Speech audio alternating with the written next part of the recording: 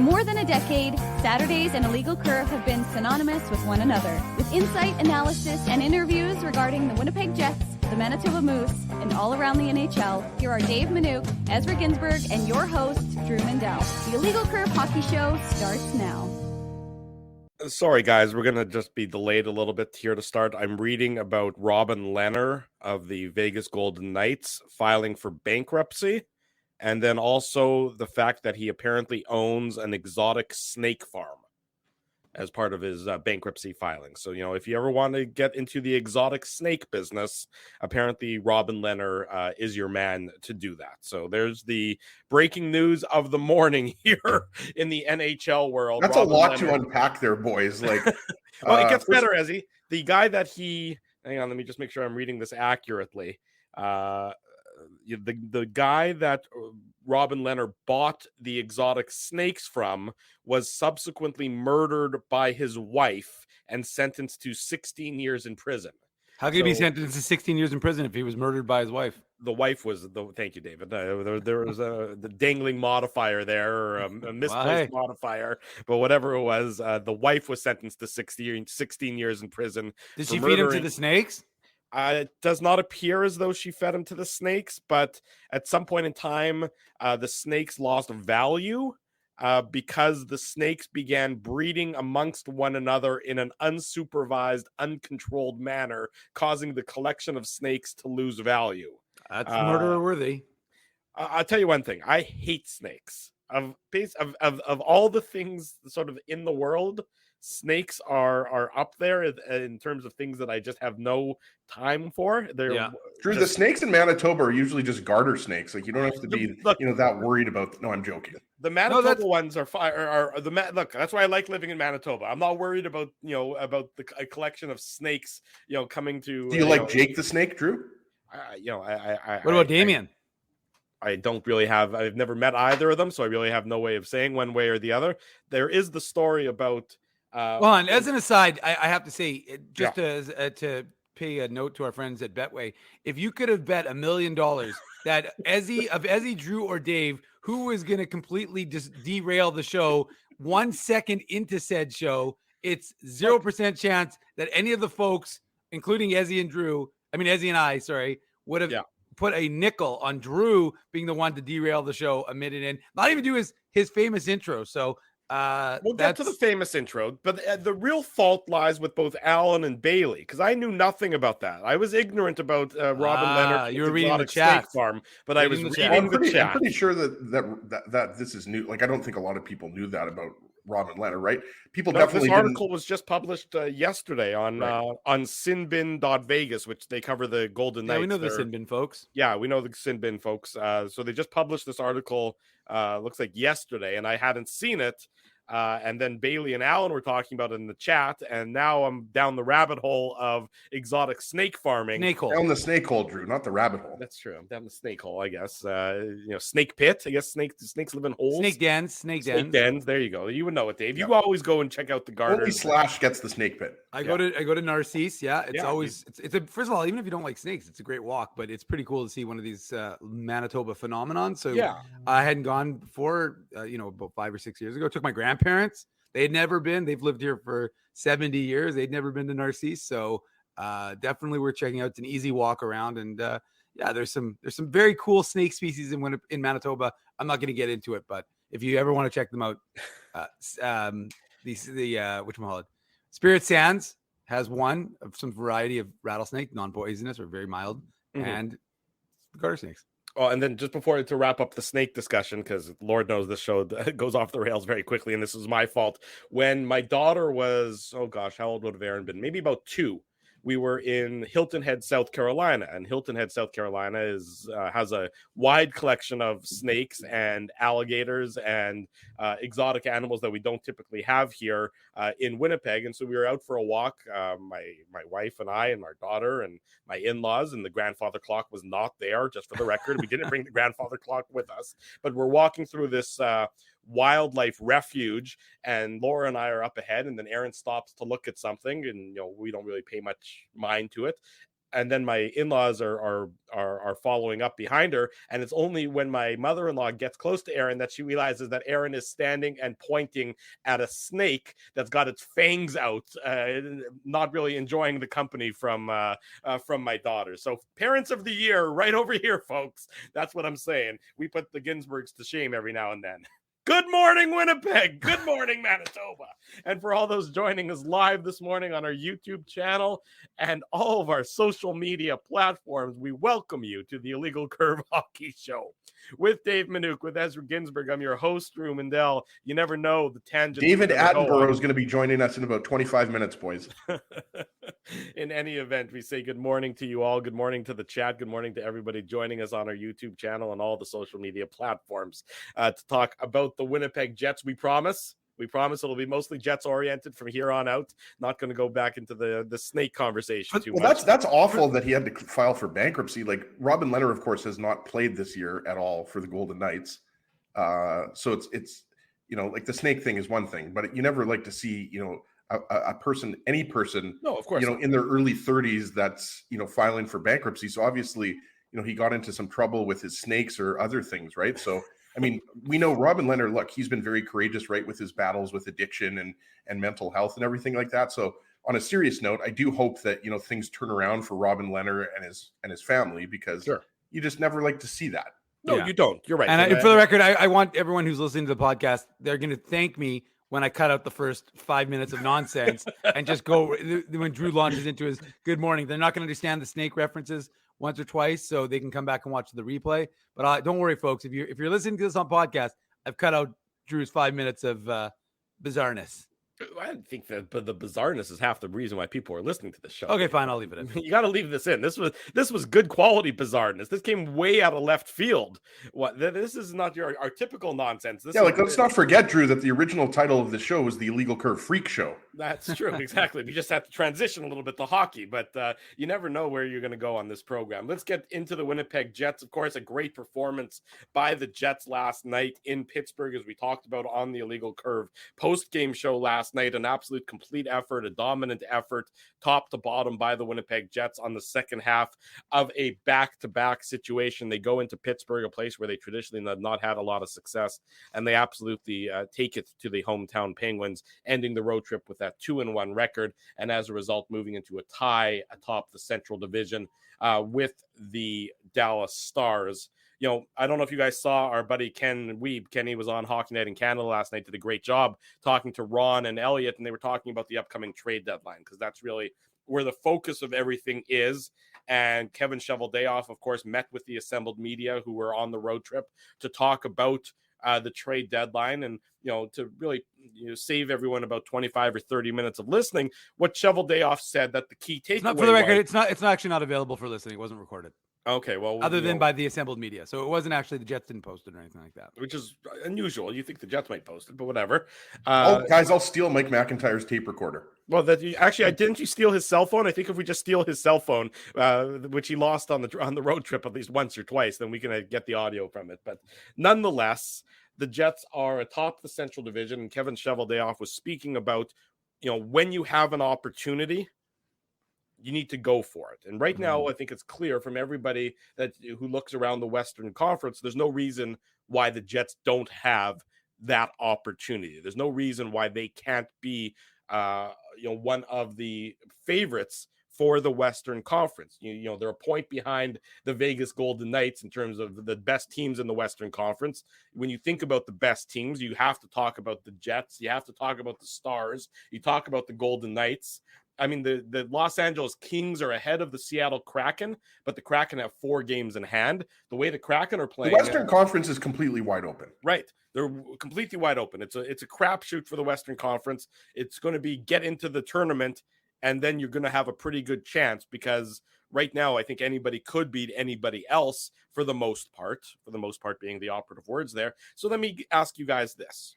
If you're upgrading one position on the Winnipeg Jets between now and the trade deadline, or you're doing one big acquisition, what are you targeting?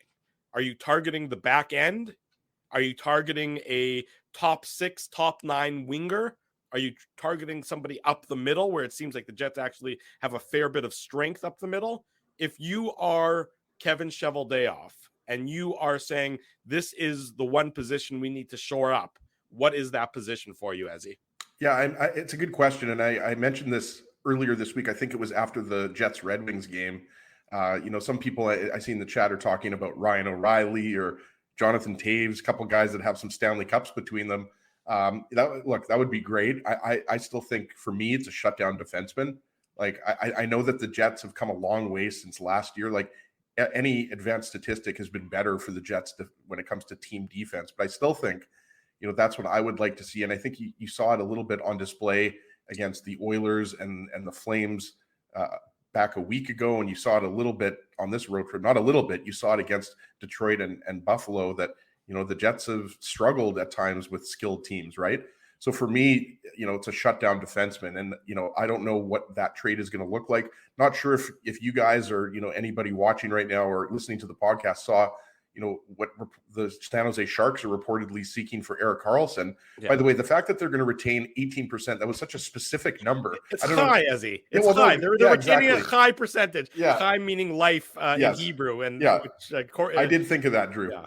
But it was just funny that, why not 15% or 20%? Like 18% is just a very specific number. I thought that was funny, but they're looking for multiple first-round picks. 3 first-round picks, and I think they'd say that 3 first-round picks may be a prospect as well, and they would retain 18%. Right. So, and obviously, I'm not suggesting that the Jets are in on Erik Karlsson or, that Chevy has talked to Mike Greer about Erik Karlsson. That's not what I'm suggesting, but, you can just look at some of the defensemen that are available, and then, there would be a similar return. I don't think, Jacob Chychrun, for example, is going to require multiple first-round picks, but you're probably going to have to give up at least 1 first-round pick and then maybe a roster player and a prospect as well, right? So, we've talked about, some of the defensemen, like a guy like Matthias Ekholm. Nashville's still in the playoff race, but how long are they going to be in the playoff race? So, Ivan Provorov is another guy whose name is out there. He's not a prototypical shutdown defenseman, but he's obviously a guy that would, in theory, be a Jets top 4 defenseman, right?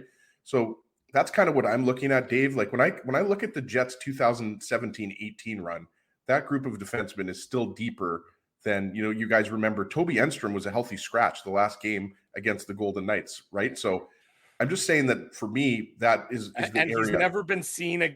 He's never been seen. Since. He didn't talk to the media for sure because he left in a huff. So I think, I've suggested a guy like Sean Monahan, I think would be, that type of player, who could play center, could play wing, Dave, on the second or third line. So I think, there's nothing wrong with, bringing in an extra forward. I just don't know if it's going to be a top 6 forward because look at right now, the Jets have won 7 of their last 8 and the top 6 is looking great. So I don't necessarily think, you need to bring in, like, for example, a Ryan O'Reilly or a Patrick Kane or somebody like that, right? Like, and you'd have to give up quite a bit and you'd have to figure out the salary cap. But for me, Dave, that's kind of what I'm thinking. And it's really tough to get inside Chevy's head. But I wouldn't be surprised if, prior to the trade deadline, the Jets bring in a top 4 defenseman and a top 9 forward. So, Dave, same question to you. As he would lean towards the back end, prototypical shutdown defender on the back end, you sometimes have a different take than our good friend Ginsburg. What do you say is the Jets' priority for acquiring at the trade deadline? Well, it's interesting, right? Because Mason Appleton wasn't burning out the house when he was, in the lineup.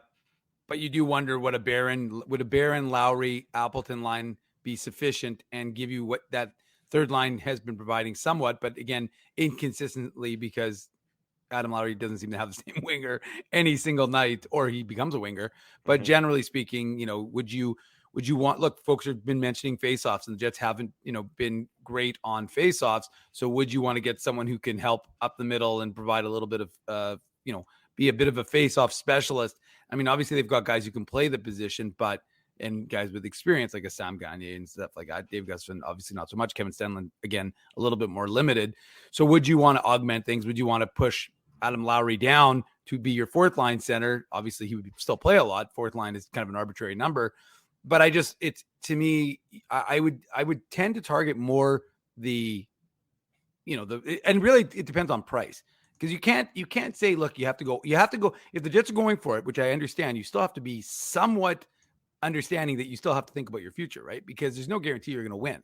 So you can't just be like, okay, we're going to completely mortgage the future. I'm all for going for it. And I would say you could trade, a pick, you could trade your first rounder. I mean, I understand how deep it is. That's why I think the first rounder has so much value, right? Because even a late first rounder, which in theory the Jets would be giving up in 2023, is still a very, look what Tage Thompson was a 26 overall pick by the Blues.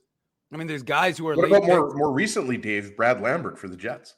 Yeah, for sure. But I'm saying like Tage Thompson, at least look, here's a guy who's going to score potentially 60 goals, and he was drafted late in the first round. I'm just saying there's always guys who can be taken late and become something in the NHL. So it's not just he's not a top 10 pick. Doesn't have value. And in a draft like this, which again, it kind of goes back to the McDavid, Eichel, that sort of thing, as when everybody was so focused on the draft and they talked about how deep it was. That's what these scouts have been doing for, it feels like, years now with the 2023 draft. So I just think that the capital, I mean, that's why I think like the Sharks asked for Carlson. I think one of the people in the chat said, and they're not wrong, like it's insane that he's at the age that he's at, and you're only offering to retain that little amount of, I mean, he's got a huge contract. He's got huge, like, it's insane. But again, the teams tend to make crazy deals. Now, Kevin Cheveldayoff historically won't be part of, and you don't need Erik Karlsson on this team. So you're not going to make that deal. But the reality is he doesn't make those deals anyways. He's going to go off the board. He's not going to go for someone that everybody is in the mix for. I thought it was interesting that Taves was brought up kind of matter of factly with with Weber yesterday in the chat with the panel. And so as a quick aside though, boys, I will say, I have to say, because I didn't say it on last night's show, I very much enjoyed yesterday's broadcast. I actually thought it was an excellent, probably one of the best Jets broadcasts I think I've ever watched, because the subject matter was the Winnipeg Jets for the entirety of the broadcast that folks are watching. And that is very rare.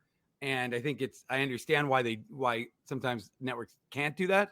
But I have to say it was thoroughly enjoyable, and it should be a lesson to those who are broadcasting Jets games, that folks in Winnipeg, Manitoba, or around the world who follow the Winnipeg Jets are interested in the Jets, and that should be the subject matter of between the periods. Anyways, quick aside from me, because I thought it was an excellent broadcast. I thought it deserved mention. But anyways, and I'm with Ez though. I do agree in the sense that I do think you do need you could use a shutdown defenseman, and people are like, well, it's going to push down Ville Heinola. Well, that's okay. Like Ville Heinola's, playoff experience right now is playing for the Moose in last season. And so he's a young player. He's not going to be that guy you're going to really rely on. At least I don't think yet in Rick Bowness's system. Another guy I wanted to throw out there, boys, a guy who I believe the Jets, I'm not sure who it was reported by, had interest in, Vladislav Gavrikov on the Blue Jackets. He's a shutdown defenseman. Yeah. He used to be paired up with David Savard. You remember a couple of years back, all the David Savard talk, obviously, the price for Gavrikov could be a first-round pick.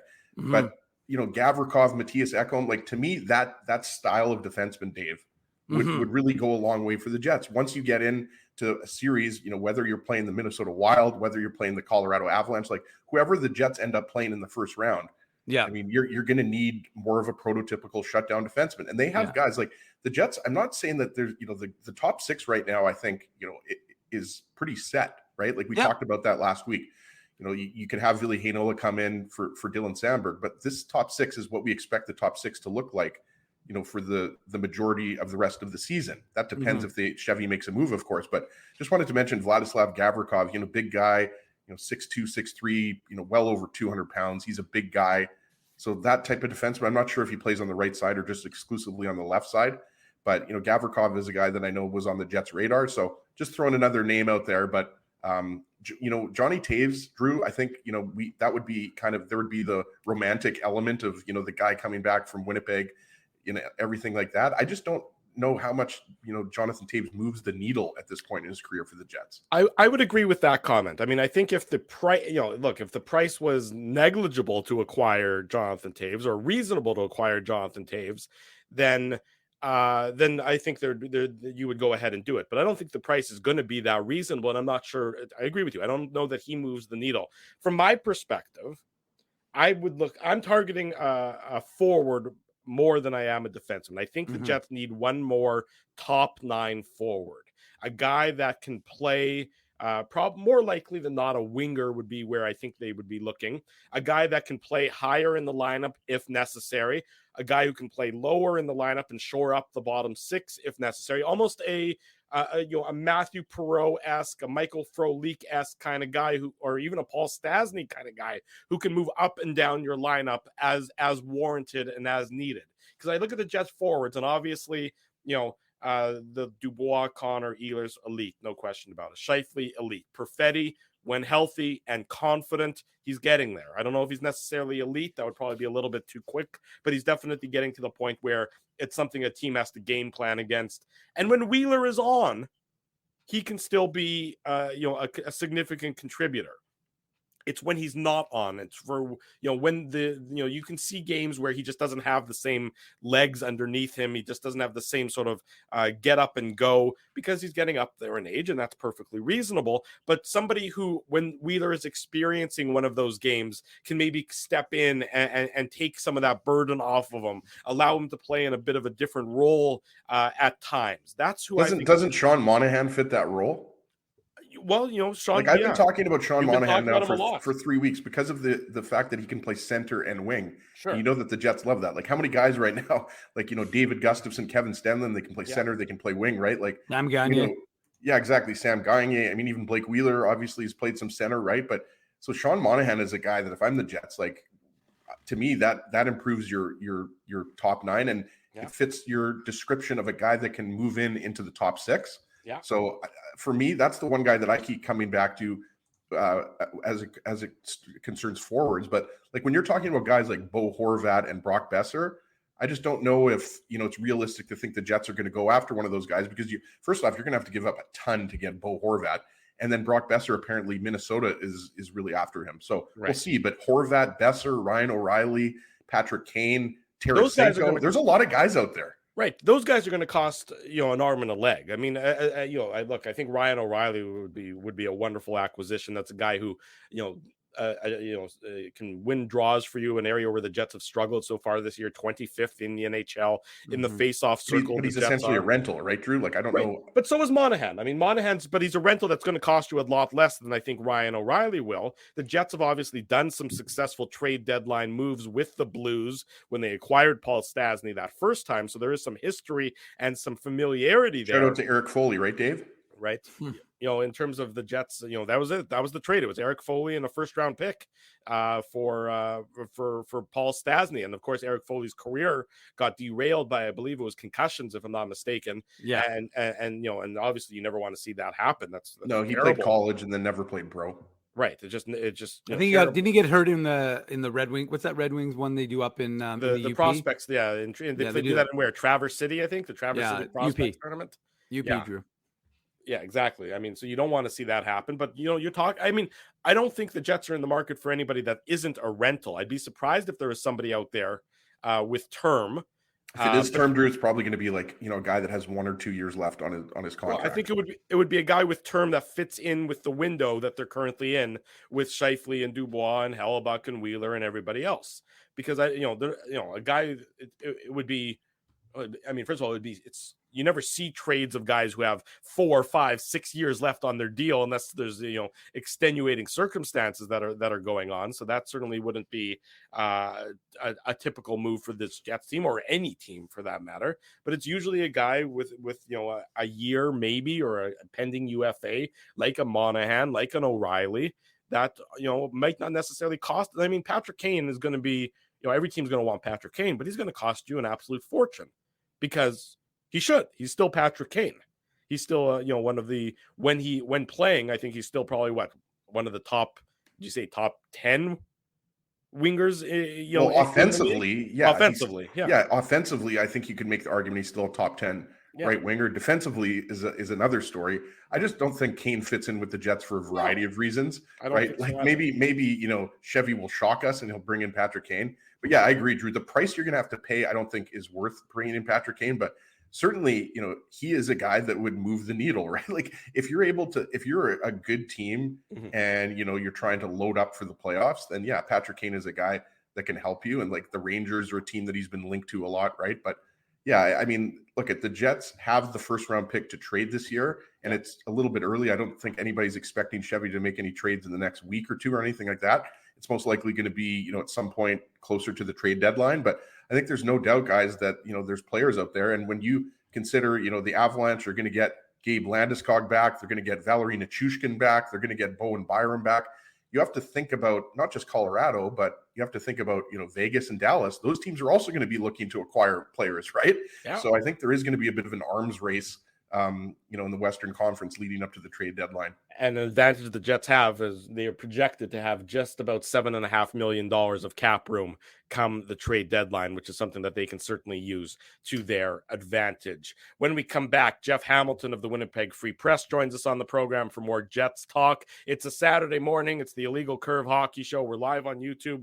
We're live on all of our social media platforms. Bottom of hour number one. Welcome back to the Illegal Curve Hockey Show. Drew Mandel, Dave Manuka, Ezra Ginsburg with you on this Saturday morning, eagerly awaiting the arrival of Hammer. Jeff Hamilton of the Winnipeg Free Press going to join us to talk about the Jets and their successes as of late. A successful road trip, of course, concluded yesterday in Pittsburgh with the Jets being victorious 4-1, a very tidy, very handy victory over the Pittsburgh Penguins. We're pleased to welcome back to the program our very good friend, the handsome one himself, Jeff Hamilton, joins us on the air. Jeffrey, good morning. How are you, good sir? Very good morning to you guys. I'm doing great. How are you guys?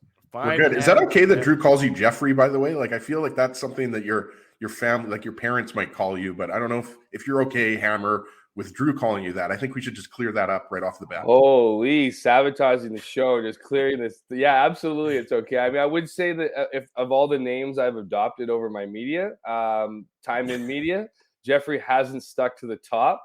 However, classy host like Drew, full name, full opportunity. Here we go. I'm not going to complain about that. If I can call Hockey Night in Canada the star Ken Weeb Kenneth, then why can't I call you Jeffrey? I'm going to start calling Ken. I'm going to start calling him Kenneth. You can call me Andrew. That's my name. You can feel free to start referring to me as Andrew. It'll be good. I got to, Scott Billick will become a different name altogether. Mike McIntyre is Michael from now on. Ted Wyman is Theodore. I can keep going if you want. Tedley. I like to call Ted. Tedley? Tedley.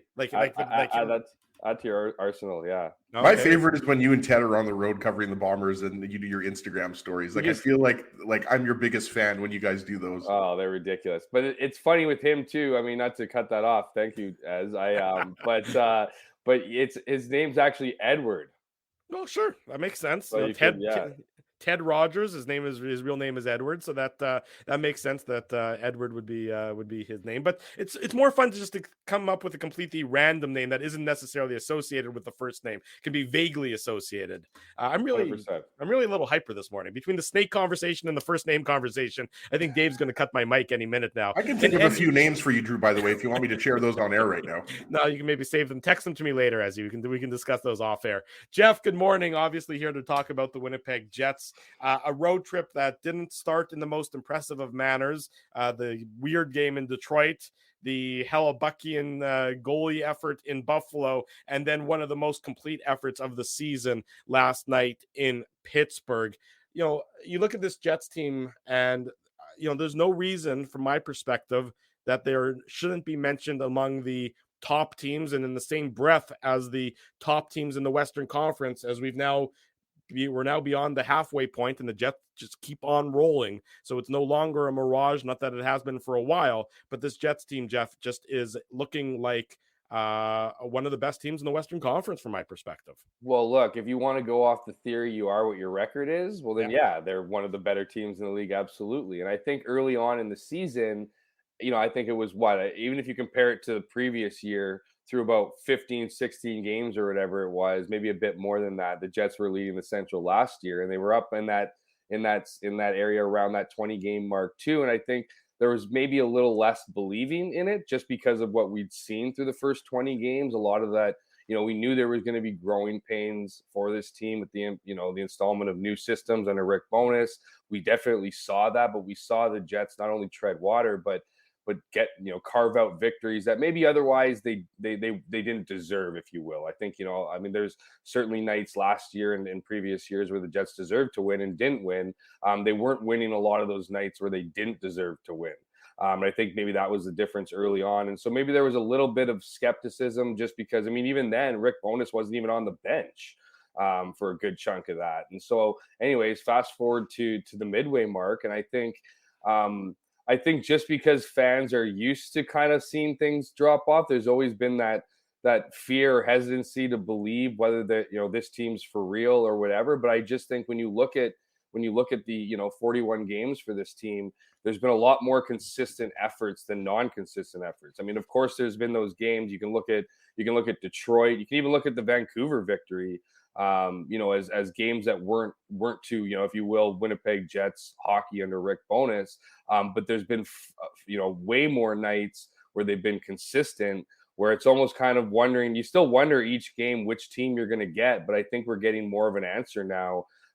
Because of those more consistent efforts, and you're going to see games like Detroit. I mean, I think that's the beauty, and what we do, what you guys do on the show, what Kenny and Rennie do on their post game show, and I join it sometimes, is that it's just so easy to kind of dissect and be critical of losses because we've seen such a consistent team that in reality, every single team in the NHL is going to put up stinkers like we saw, against Detroit. That just happens all the time. To ask a team to have 82 games the way in which Rick Bowness wants them to play and not have these guys, kind of have nights off or off games or whatever you want to classify it is ridiculous. So I think, to answer your question, this team is absolutely up there with the upper echelon. They beat teams they're supposed to beat. They compete hard against teams, wrap up a decent road trip with a good game. Like you said, a complete game against the Pittsburgh Penguins, a team that's been playing well this season as well. It's just, I don't see,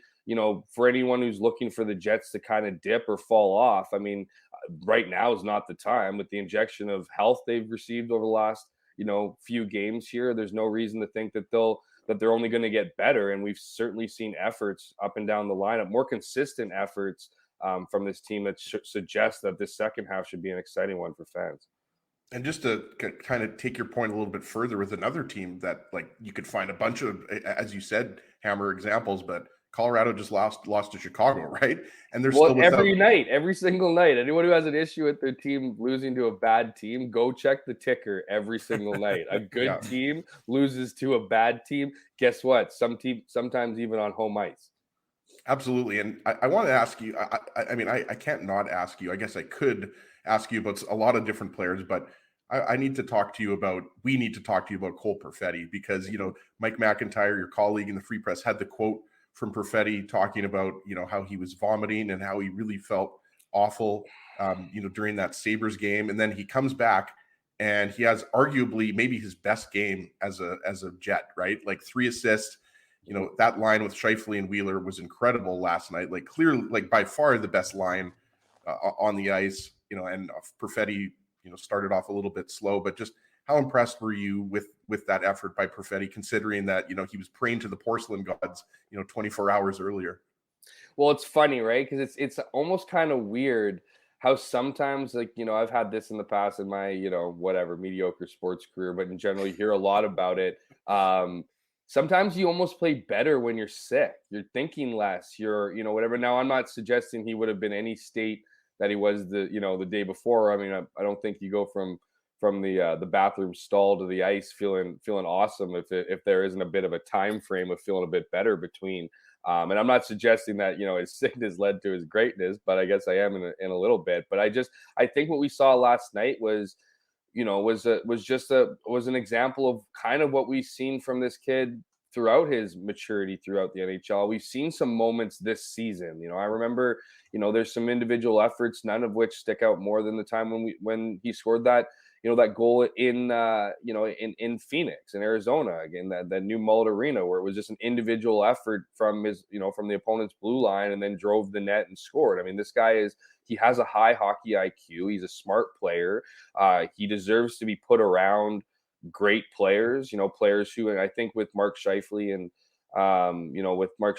Blake Wheeler, 2 guys who have chemistry, I think they're helping his game along as well. And that's always been his bread and butter, has been his hockey IQ. I mean, it's so funny, right? We tend to accentuate some of the big positives like his hockey IQ and then dismiss his skating for some reason because he's not Kyle Connor, right? Like he's not driving wide like all of a sudden he doesn't know how to skate, but he's got it all. And I mean, he's got that. And I think I give a lot of credit to the Jets coaching staff, because they've helped him evolve in his game, particularly around the injury front. Like a big thing for Cole Perfetti for a while there was that tendency that many players have in junior to turn their back to a player on the board. That's led to him being injured. He's gone through tons of tape and has fixed elements of his game. So I think right now he's just constantly in that learning process and adjusting to, either getting rid of some of those habits from junior or just strengthening some of the habits you need at this level to excel. And there's no surprise on what this guy's capable of doing. And when you put him and when you surround him around good players, he's going to make things happen. And it's an exciting thing because he's also a great, as you guys know, he's a great human being too. I mean, he came onto the scene and you're thinking to yourself, like, holy smokes, like this is kind of captain material, the way he conducts himself, the way he handles himself, the way he's clearly able to be coached and all those things that you need to be a good player in this league. So he's got the tool set. And I think we'll continue to see some more impressive outings. But certainly when you look at what happened in Pittsburgh, 91 was certainly playing 100 for that one. Saturday morning, you're watching the Illegal Curve Hockey Show. We're live on YouTube. We're live on all of our social media platforms. Jeffrey Hamilton of the Winnipeg Free Press joins yours truly, Andrew Mindell, David Minuk, and Ezra Dor Ginsburg as we're talking about the Winnipeg Jets. Jeff, we're still 6 weeks away from the trade deadline, and I could very easily ask you about that. But I don't know that there's a bigger mid-season acquisition than Nikolai Ehlers right now. And, he's only played 4 games since his return from sports hernia surgery, 3 goals, 5 assists. But I don't know about you, but even I'm impressed. And, the Dubois and Connor line, anybody you pair with them has been doing well. You put a guy with Ehlers' talent on it, it's going to only go that much greater for that trio. But are you even a little bit surprised by how good he's been since his return? Because we know that that's the type of surgery that could slow one down. He doesn't appear to be slowed down. And, in terms of Jets, everyone's clamoring, especially when they were kind of in that little bit of a free fall. Obviously, they've now won 6 of 7. Every trade. Well, I don't know that you're going to get a better player in a trade than Nikolai Ehlers right now. Well, yeah, I think for a long time there, I think there was some major doubt that Nikolai Ehlers was necessarily for sure coming back when he came back. I think for a while there, it was touch and go and certainly trying to figure out his comfort level with an injury, if you will, that's not unique to the league, but it's unique in your recovery, and that it's you kind of have to give it its full time. So that's just a nice transition to your answer as far as like was it a surprise? I don't know if surprise is the right word, just because we've seen this guy. We've seen what Nikolai Ehlers is capable at this league. We've seen what his speed can do. We see individually, right? I mean, when you put him with a solid line, good things are going to happen. We've seen that in the past. And so I don't know if it was surprise, but I would say, like, when you watched his first game, you could tell he was missing hockey. You could tell he was, he wanted to kind of make up for all those games in one game. And, you got to get back to game shape, which we saw a few times in his first game back. It's just kind of looked like he was injured while he was just gasping for breath because it's, you can work out with the trainers, you can do all the physical contact to get you ready for a game, but you can't replicate a game situation. So those, as much as you work out those muscles, there's just something about, the intensity of a game and how, and how you use those muscles that tend to give you a rough time at the beginning. So as much as it was a rough, maybe I don't want to even call it a rough start, maybe just a start you would expect, a bit of a slower one or whatever. He's just hit the ground running. I mean, that and I think what's been, obvious over the last couple games is the chemistry that he's brewing with that top line. I mean, they know where each other are. I mean, this is I think, to your point before about the trade deadline and people kind of clamoring for help after all those guys went down. I think, yeah, Nikolai Ehlers was always going to be that almost trade deadline acquisition given how long he was out. And I think the expectation was for him to get back to the player he was, but there's no guarantee that was going to happen immediately, or at least not as fast as it is. So I'm certainly, surprised. No, absolutely impressed for sure with just what we've seen with him the last few games. Well, let's talk about the trade deadline, Jeff. I'm not sure if you saw our opening segment, but that's what we were discussing. If you had to pick one position of priority, based on what Kevin Cheveldayoff said earlier this week, it sounds like the Jets are going to be active. The Jets are going to be a buyer come trade deadline day. And that's no surprise, of course, given where they currently are in the standings and given, the roster and salary cap situation that's advantageous for them. if you're picking one position, what position are the Winnipeg Jets upgrading between now and the deadline? So it's an interesting question. What do I think is going to happen versus what do I think should happen are a couple different answers. You can answer both if you want. I think, personally, and I don't know, I just think they need to add to the defense. I think we've seen some solid, obviously we've seen some solid efforts with the defense. I mean, I think this is a team that's been trying to add to their defense from the beginning, right? I mean, and which is interesting when you talk about how many excess players they had on the blue line and that you're surprised they weren't shipping guys the other way. So that comes as part of it. But I don't know if that's, when you look at some of the names that are out there, you look at some of the trade baits out there, like, I look at a guy like John Klingberg, right? Adding more offense. Well, I don't think he really, there's lots of talk about him not, gelling well with Rick Bowness or them having, their differences or whatever. But he was also there for years. You look at a guy like Anthony Duclair, and it's not even that I think some people are going to disagree with necessarily, might look for more offensive power, more to round out some of those forward lines. But the defense is the ultimate piece. Besides a goalie, you obviously need a goalie to help you out in the playoffs. But I think, championship teams are built through the blue line out, and we've seen some good efforts. But I think that's right now to me is the Jets' kind of Achilles heel is their depth on defense. If you can bring another notable guy in, a top four, a guy who can log, and again, this is nearly impossible to get, a guy who can log 25 minutes in a game. That's going to turn this, with the offensive power this team has and the structure that they've put in place. I think that's going to be the biggest. That would be the biggest piece or the massive, improvement. I think would put this team over the top. That being said, I think we're looking more at a forward additions. I think there's going to be some depth there. I really do have this feeling that the Jets are going to go after Jonathan Toews. I really do think that, I'm hearing some kind of mumblings that like people are saying he doesn't want to come back to Winnipeg. That's not what I'm hearing. I'm hearing this is an opportunity for him, that I don't think he would have viewed years ago in his tenure. I think this is, I don't see it as a permanent landing spot. I see this as an improvement, particularly in the face-off dot. Now, I'm not advocating for this call. I feel like that's where it's kind of trending. We've seen the comfort that Kevin Cheveldayoff has with the Chicago Blackhawks in making deals. There is that Winnipeg connection that, again, I don't know would have been all that appetizing before in his career. But we also know that Rick Bowness, puts a lot of emphasis on face-off wins. And that's what Jonathan Toews, I think, would bring to this team. Obviously would bring experience. But the Jets forwards, the Jets just aren't very good in the face-off dot. And so I think that would be a possibility. But, obviously if you want to get into some of the, sexier picks, if you will, like I did listen to your segment off the top, and while it would be great for the Jets, I think it would be a great landing spot for both sides in getting a guy like Bo Horvat. I just think it's going to be tough for this team to enter those kind of like negotiations and be the team that comes out of it. It would be almost a victory, if you will, if they were if the second team, if they just lost out, it feels. I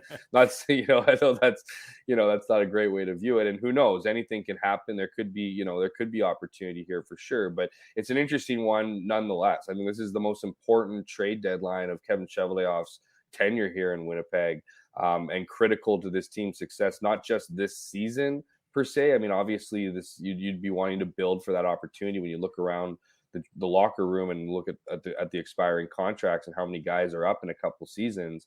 You do want to make hay with that group, but you also might be looking for something a little bit long term. We often hear with the Jets connected to trades, they want term. Well, guess what? Every team wants term.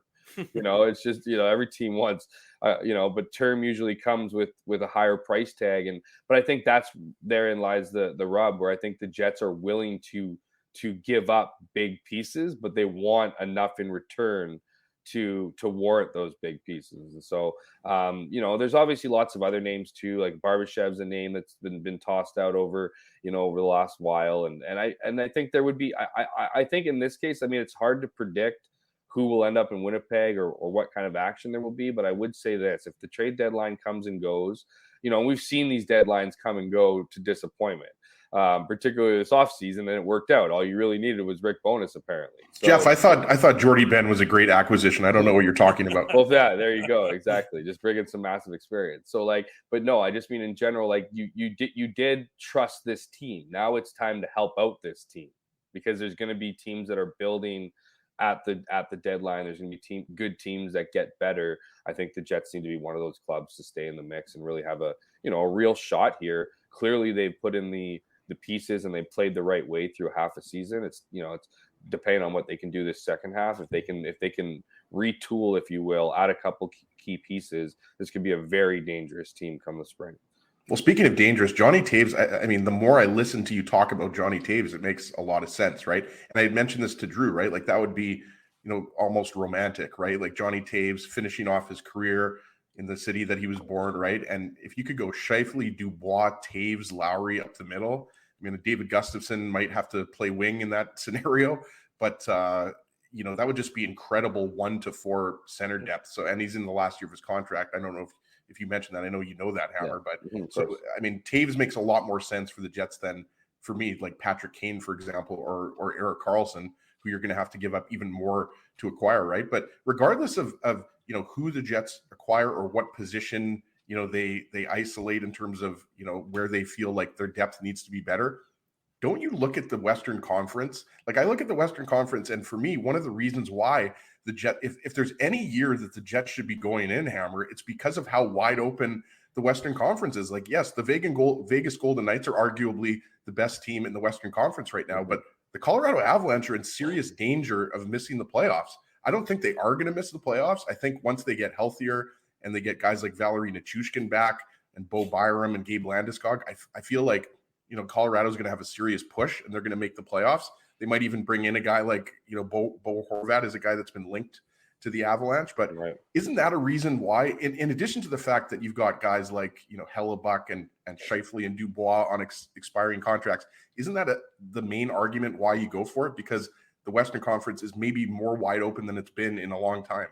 Oh, absolutely. I think, and I think the corner offices over in True Northland, I think they're thinking the exact same thing. I mean, this isn't because you look around the league, you look around the Western Conference, and you even ask the average educated fan, like, who's going to come out of the West, who they're going to pick out of the West. A lot of people are still picking the Avalanche, despite not being in a playoff spot. Like that's just the fact that they're a good team. They're an experienced team. They've obviously dealt with injuries. I don't think Winnipeggers or Winnipeg fans need to care, are going to shed a tear for that, given what we've seen in Winnipeg here. But, they're going to be a good team, but it just speaks to, like, as you said, as like just the wide openness of this Western Conference. I mean, even the team that, is coaching that your coach last year is leading your division. It's just like, it's one of those things where, is anyone really scared of Dallas? Like, not really. I mean, the Jets haven't had a ton of success against Vegas this year, but Vegas doesn't feel like they're, unbeatable. Everyone, and I think if we would be talking here and Colorado would be living up to their expectations and would be in first place right now in the Central, we'd all be talking about how impossible it would be for the Jets to surpass these guys. These are the reigning champs. These are the whatever. So yeah, I mean, I certainly think if you're looking at all the things, all the reasons, all the motivations that Kevin Cheveldayoff and the Jets have for adding key pieces and trying to build a team and give away future assets and whatnot to build a winner today, there was already enough there, right? There was enough with the talent, the pieces they have the piece in net, they have the ability to score, their defense is improved, their systems are improved, they have guys on expiring contracts here where you want to show them that things are good here. I still find that to be a fascinating situation because it feels like a lose-lose for Winnipeg, because if these players have a really, really good couple of years, they're going to be coveted by the entire league. And if they have a really bad couple of years, they're going to want to change the scenery, but we can get into that some other time or later. But you have all those pieces. It's just another factor into why this year could be a special one for you, is the fact that the West doesn't have any, like clear-cut contender or clear-cut team that that anyone around the league, I'd argue, in a playoff spot's looking at and being like, this is impossible, to win or to beat, or to have that kind of mental hurdle that some teams have when they've dominated throughout the year and you got to play them in the, a winner go home series. 5 minutes before the top of the hour, Saturday morning, you're watching the Illegal Curve Hockey Show. Drew Mandel, Dave Minuk, Ezra Ginsburg, joined by Jeff Hamilton of the Winnipeg Free Press, discussing the Winnipeg Jets.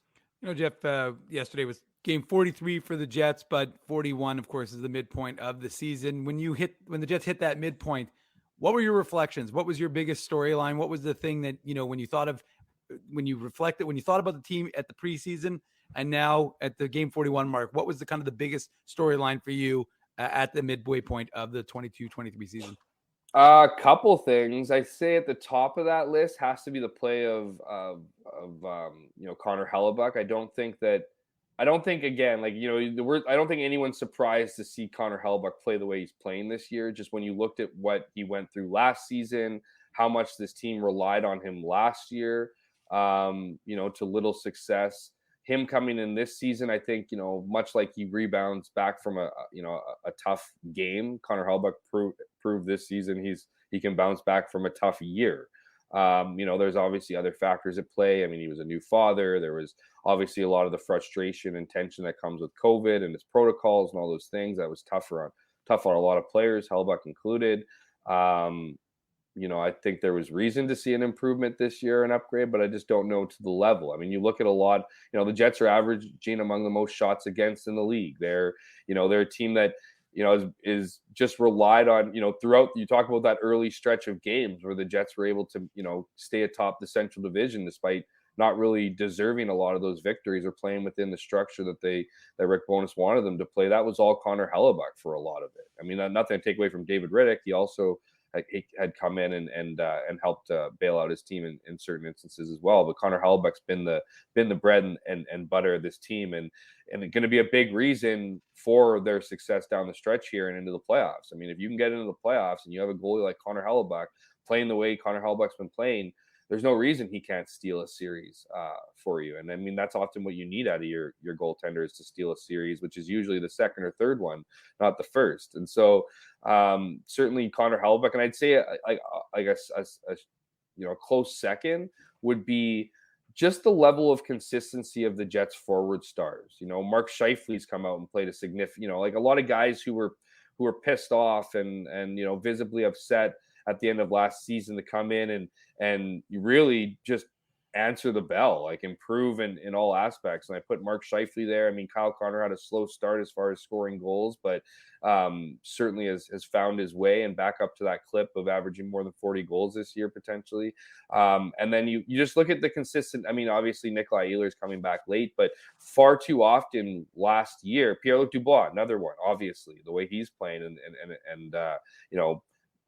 I don't want to say redefining his game, but he's constantly evolving in that power forward, that modern day powered forward in the NHL. And so anyways, this roundabout way of saying that it's just more guys are coming up consistently. So it's not like Mark Scheifele's, shining this game, and then it's Pierre-Luc Dubois shining this game, and then it's Kyle Connor taking over this game. And sometimes it's almost enough to win, but in far more occasions, it was almost just enough to barely lose. So it was, to see more of those consistent efforts night in, night out from the Jets' top guns, the highest paid players, I think is the biggest difference. Among the biggest differences this year, behind the play of Connor Hellebuyck and the fact that he's, more often than not played a very, very key role in this team's success this year. A successful Winnipeg Jets road trip, a successful visit from Lord Jeffrey of Hamilton here on the Illegal Curve Hockey Show. Jeff, thanks so much for doing this, buddy. We'll let you get on with the weekend, and we'll do it again real soon.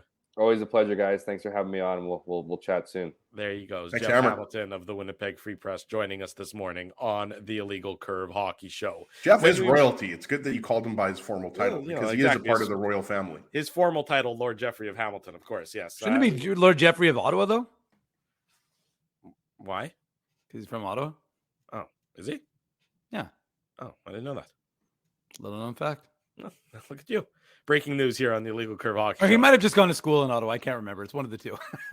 Yeah, I was going to say, I'm pretty sure Jeff grew up in Winnipeg and he's from Winnipeg, but You know what? Hey, Dave, if you want to believe that he's from Ottawa, then go ahead. I'm pretty sure he has family in Ottawa.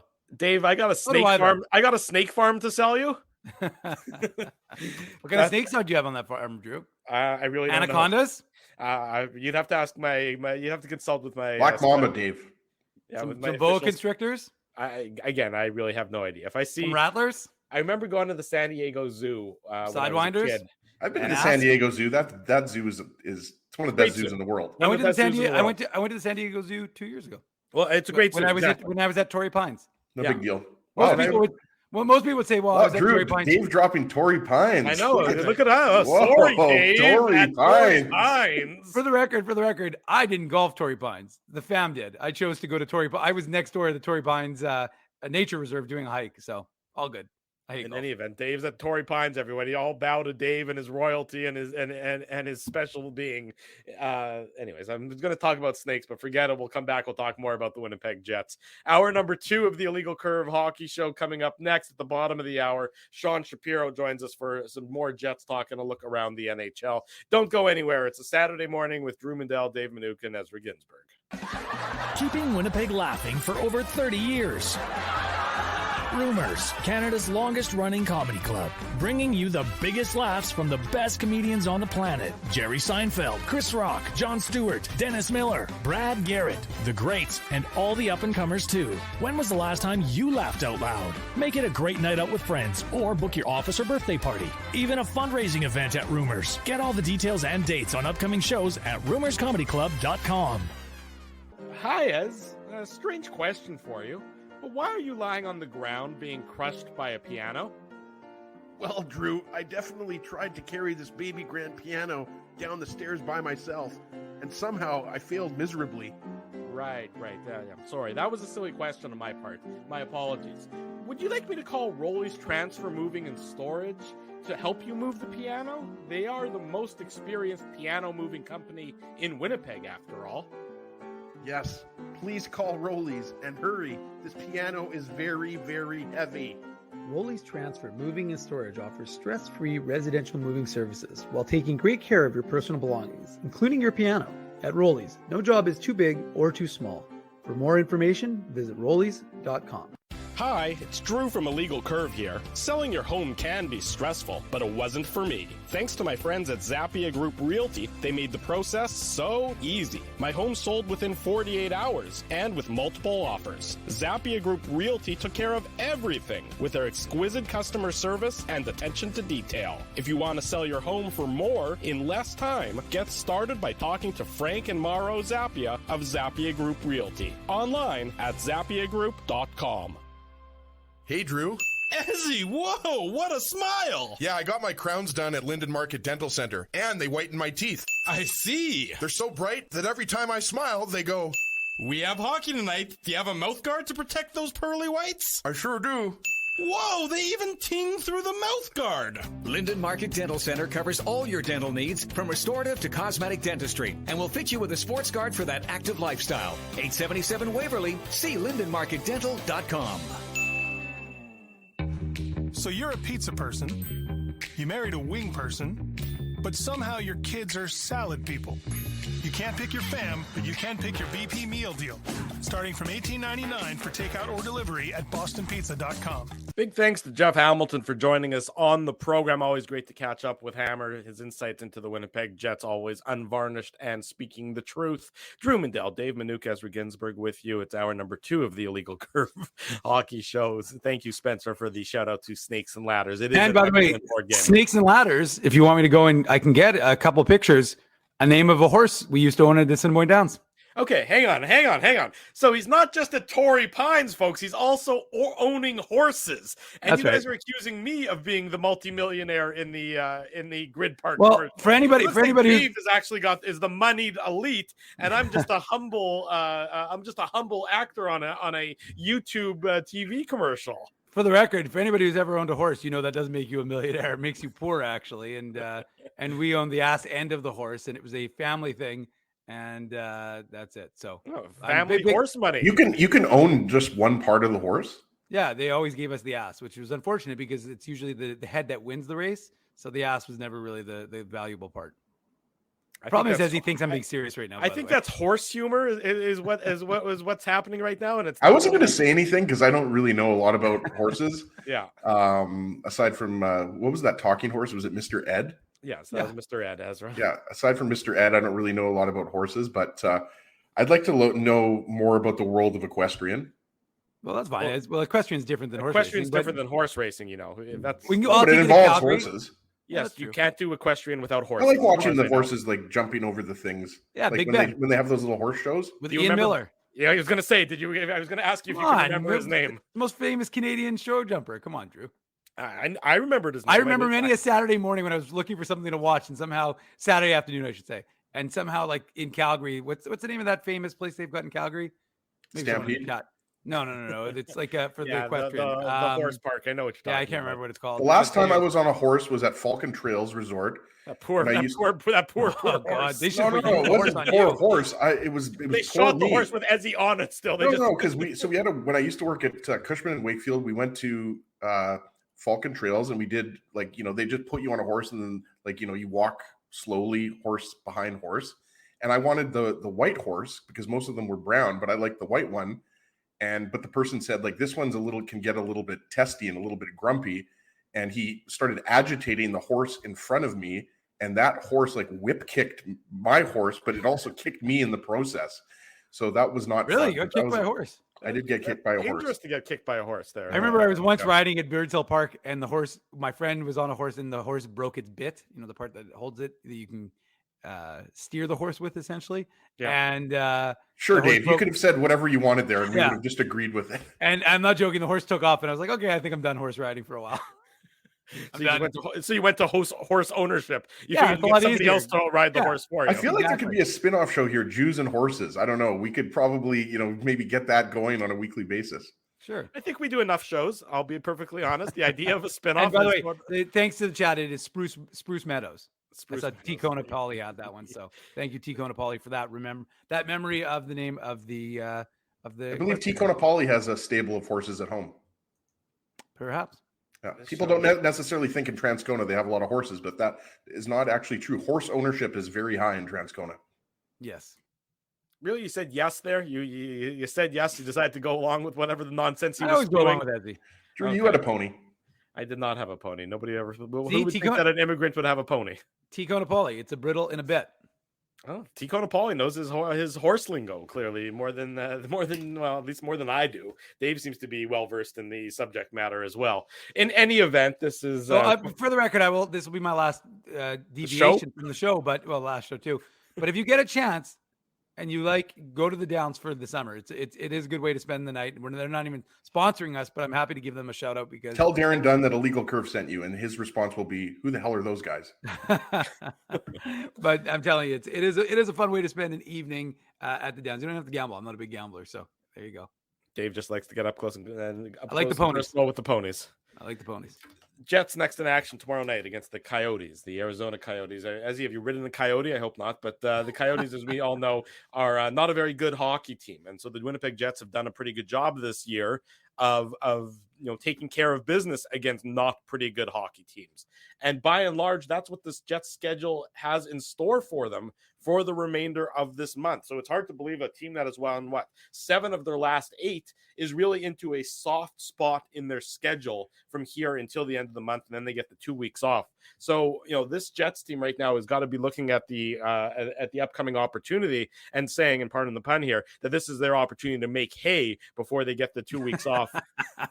Thank you, well done, Drew. Thank you. But you got Arizona tonight. You got 4 games this week. You got Arizona, you got Montreal. That game against Toronto is certainly going to draw a lot of eyeballs and a lot of attention because the Jets and the Maple Leafs are the 2 best teams in Canada. And then you got the Ottawa Senators on Saturday night. So we know that this is an important stretch for the Jets in that this is a real opportunity to. I mean, they're clearly firmly in a playoff spot, but they can even really. Create extra separation between them and the teams that theoretically would be chasing them that are currently out of the playoffs in the Central Division.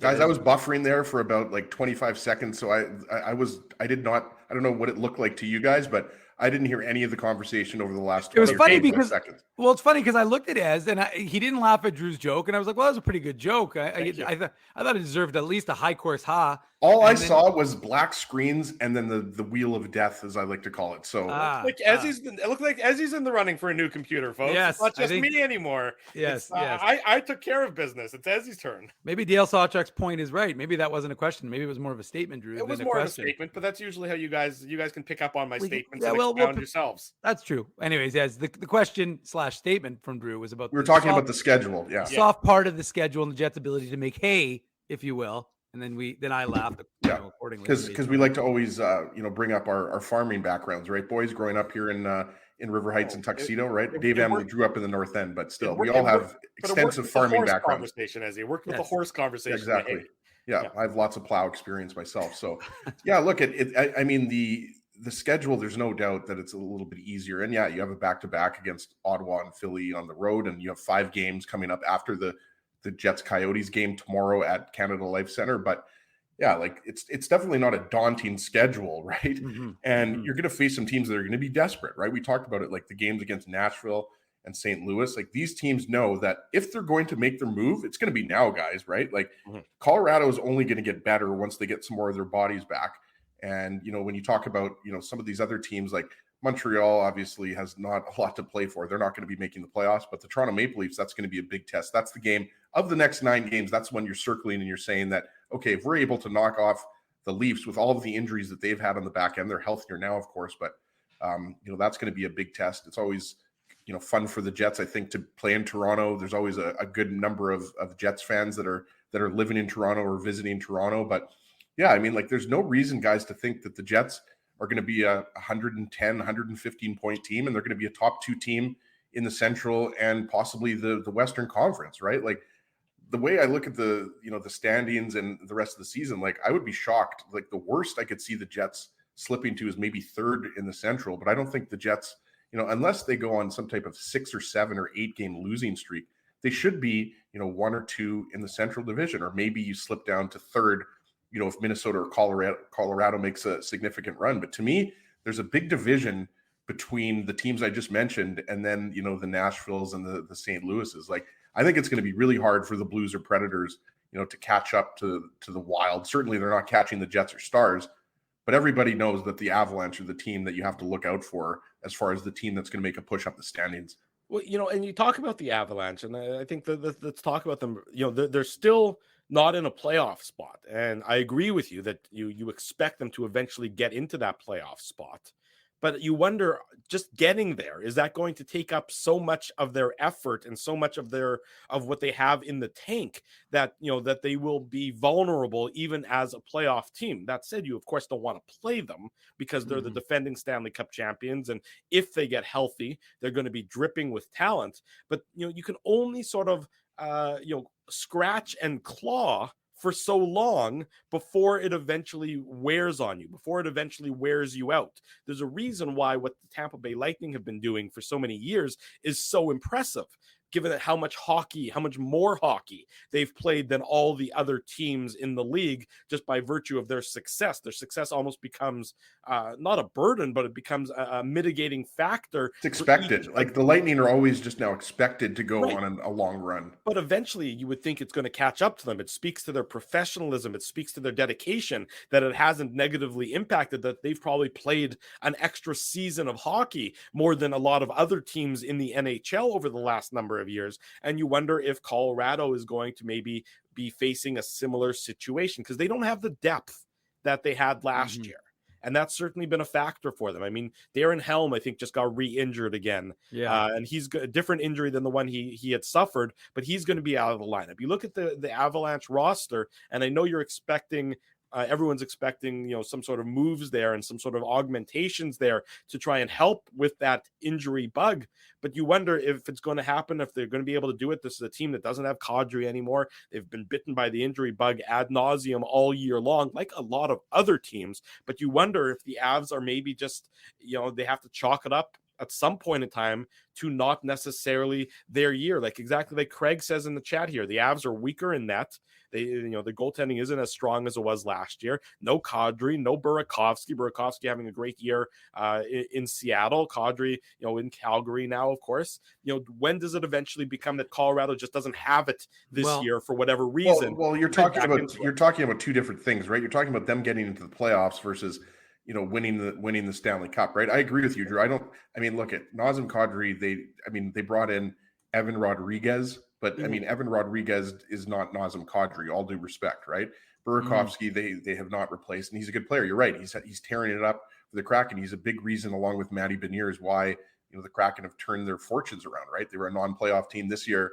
Most likely they are going to be a playoff team, right? Currently on a nice winning streak. So yeah, I think, look at right now, I wouldn't say Colorado is a Stanley Cup favorite. Like if you're asking me right now who, is at the top of the list for Stanley Cup favorites, both of those teams are probably in the East. I like Boston and I like Carolina. And don't forget that Tampa Bay was an 8 seed last year. They faced Florida, who's the President's Trophy winners, and beat them, right? So it's not like you have to be, every year we say this, right? 3 years back, 4 years back, Columbus upset Tampa Bay in the first round before they won their 2 Stanley Cups, right? So being an 8 seed, but your point is well taken though, Drew, in terms of like, are they going to have to scratch and claw and just barely get into the playoffs? And then coupled with the long playoff run that they went on last year, are they going to run out of gas, whether that's in the first round or the second round or whatever? But it kind of goes back to my point with Hammer, Dave. Like, I think this Western Conference is just completely wide open. You look at the East and, it's possible that Boston's going to get Tampa Bay in the first round. Or, Toronto's going to have to play, Well, Toronto's going to probably have to play Tampa Bay. I was going to say Tampa Bay, which we've seen before, right? But the reality is, like, Carolina looks like they're loaded and ready to go on a long playoff run. Kochetkov has been, he's in the Calder Trophy discussion. I don't think he's been talked about enough as being in the Calder Trophy discussion. But, are you happy with your goaltending? Like, is Kochetkov and Freddie Anderson going to get it done? I have no idea, but certainly the Western Conference is wide open. Is Logan Thompson and Aiden Hill going to get it done for the Vegas Golden Knights? I mean, you look at the teams in the West getting back to the Western Conference. I mean, look, the Jets are obviously solid in goal, beyond solid in goal, and Hellebuyck. The Stars are beyond solid in goal with Otten. Well, and Riddick, Dave, Drew. Like the Hellebuyck Riddick comp, Riddick's been fine. I don't think that's been I don't think he's been a world beater, but I think that for a backup goalie, he's been fine. Yeah, he's been fine as a backup goalie, but if you take Hellebuyck out of the Jets lineup for any extended period of time, then obviously the team is at a great disadvantage. I mean, you can say the same thing about Jake Ottinger, right? Yeah, you can say that absolutely. You can say the same thing about Dallas. I'm not saying that they're much different. I mean, that's why maybe Vegas, if not that Vegas is in a better position than the Jets or the Stars with their goaltending situation, because that would be crazy talk. But there's not a big difference between Logan Thompson and Aiden Hill or Laurent Brossoit if he comes back up. In from the Vegas's perspective, all three goalies they're sort of plug and play. None of those goalies are in the elite or would be considered in the upper echelon. So if one's not going, you can go to the other one, and it's not going to be it shouldn't be a significant drop off. Whereas if the Jets are without Hellebuyck or the Stars are without Ottinger, well, it changes a significant makeup of their team and a significant significant aspect of how they're going to be successful. Yeah, sure. I would agree with that. Like, I think that, when you're talking about, certain teams, there's certain teams that have a huge advantage in goal. And, we've seen that with Tampa Bay with Vasilevsky. We've seen it, the Rangers with Igor Shesterkin, right? Like, I think the Rangers are a bit of a wild card for me. Like, a lot of people are talking about the Rangers loading up because they have the cap space, right? Like, I don't know. It depends what you're talking about. Like, we talked about Patrick Kane earlier. Like, do the Rangers go after a guy like Ryan O'Reilly? Like, I have absolutely no idea. But when you're talking about, the advantage, there's not that many teams that have the advantage over the Jets when it comes to goaltending. And you're right. I think that's a huge strength for the Jets. And there are question marks for other teams, right? Like, right now, like the LA Kings, for example. Yeah. Like there's a lot of talk about the LA Kings going after a goaltender, right? Like the combination of Jonathan Quick and Cal Peterson, to me, is not a combination that I'm comfortable. I think the Kings are going to be, in the playoffs. There's no doubt that I think not no doubt, but I think, there's a good chance the Kings are going to be a playoff team just based on where they are now and where they perform. But there are teams around the NHL, and that's not talked about a lot here in Winnipeg because the Jets, of course, don't have to ever worry about acquiring a goaltender at the trade deadline. But there's serious question marks around. There's talk in Toronto. Lauren Brossoit has been linked to the Leafs as a third goalie. They've got Michael Hutchinson there, but like Matt Murray and Ilya Samsonov have been terrific this year. And they haven't been as of late, though. As of late, they started off well, which is similar to what happened last year. Yeah, for but they've been good this year. They've had a good. They've got a good team in front of them, but the last little while, I think their save percentages are close to 900, if not sub 900. But I highlighted that comment on the screen there, Dave, because I think it's from Dale Sawchuk saying we don't need to trade for a backup goaltender because no backup goaltender is going to adequately replace Connor Hellebuyck. And I think that's a good point because you've heard some chatter, especially after the Vancouver game last weekend, that that David Rittich isn't a good enough backup. The Jets need to improve their backup goaltender position, and I don't think that's going to be something the Jets do, simply because there is no goaltender out there that is going to sufficiently be able to step in for Connor Hellebuyck, because Connor Hellebuyck is so far and away better than every other goaltender that he's basically in a tandem with. So, now maybe if something were to happen, between now and the deadline, and that Hellebuyck's out for the year or something, and, God forbid, obviously you don't want any player on any team to ever get injured, then maybe the Jets would have to augment the position. But right now, I don't see the Jets touching the backup goaltender situation.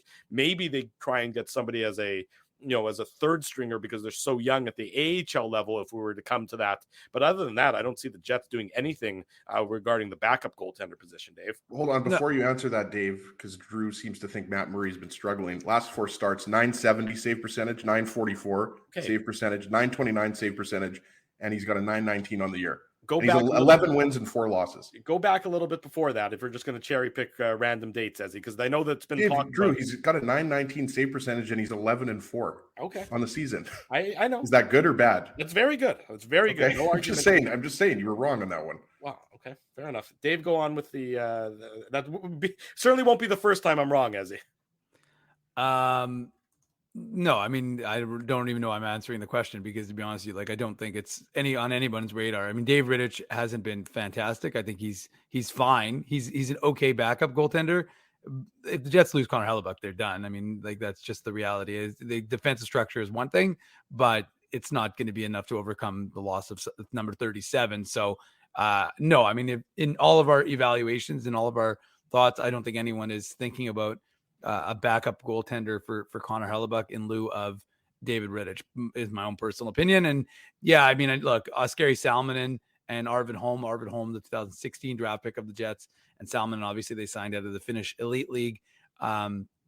They're good, and they have their ups and downs in the AHL, and the AHL is one thing. I think, I don't know how they would do in the NHL yet. It's hard to say because obviously neither of them have played an NHL game. So we'd have to evaluate them when if and when they got that opportunity, because it's hard with goaltenders. It's hard to really, and not that I'm some goalie guru and I won't pretend to play one on this version of TV, but I think it's hard to know how a guy is going to adjust to playing at the NHL level. Oskari Salminen did have the rare 2 penalty shot saves in the third period against Toronto on Wednesday night. The Moose, of course, didn't finish their game last night. There was a medical emergency. I don't have an update. I haven't heard anything about the person, unfortunately. We hope that he or she is okay.